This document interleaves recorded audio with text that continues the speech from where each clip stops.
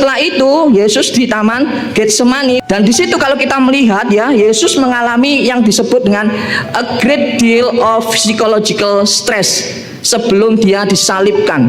Atau dia sangat stres luar biasa. Saya bacakan ya beberapa ayat.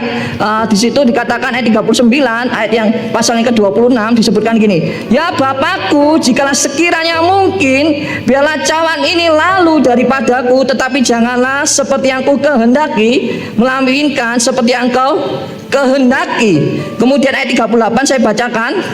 Lalu katanya kepada mereka, hatiku sangat sedih, seperti mau mati rasanya. Lukas ya, di Lukas pasal yang ke-22 ayat yang ke-44, di situ dicatatkan dengan begini ya.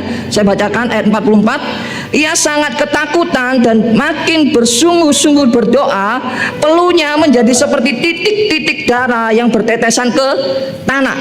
Jadi sangat luar biasa, dia itu stresnya luar biasa ya pada waktu itu. Kalau di dalam bahasa medis itu dikenal dengan hematidrosis ya.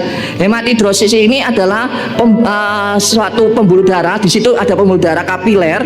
Di mana kalau kita stresnya luar biasa hebat, itu kadangkala pembuluh darah kapiler itu bisa pecah, kemudian mengeluarkan darah melalui pori-pori kulit kita ya. Nah itu ya. Jadi Yesus di sini sangatlah sedih ya. Pertanyaannya adalah kenapa Yesus itu sangat sedih? Kalau kita perhatikan Matius 26, terus kemudian Markus dan Lukas itu ada perbedaan ya.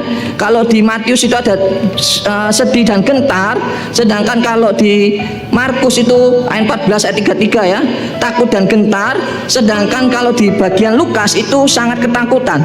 Nah ini jadi persoalan, kenapa Yesus takut, sangat takut, bahkan dia mengalami namanya hematidrosis atau stres yang luar biasa, menakutkan ya pada waktu itu. Kenapa? Nah umumnya itu dimengerti dua hal. Yang pertama, Yesus itu takut penyiksaan atau penderitaan pada waktu itu ya. Kenapa? Karena penderitaan cambuk dan salib itu pada waktu itu sangat luar biasa menyakitkan ya. Tapi menurut saya, termasuk juga apa yang dikatakan Alkitab, bukan yang bagian nomor pertama ini ya yang ditakutkan oleh Yesus. Ketakutan yang ditakutkan oleh Yesus adalah dia takut menanggung murka Allah, dan dia takut ditinggalkan oleh Allah Bapa, persekutuan. Ingat bahwa upah dosa itu adalah maut, artinya terpisah dengan Allah, terpisah secara persekutuan dengan Allah ya. Jadi tidak lagi bersekutu dengan Allah. Nah ini ya, upah dosa adalah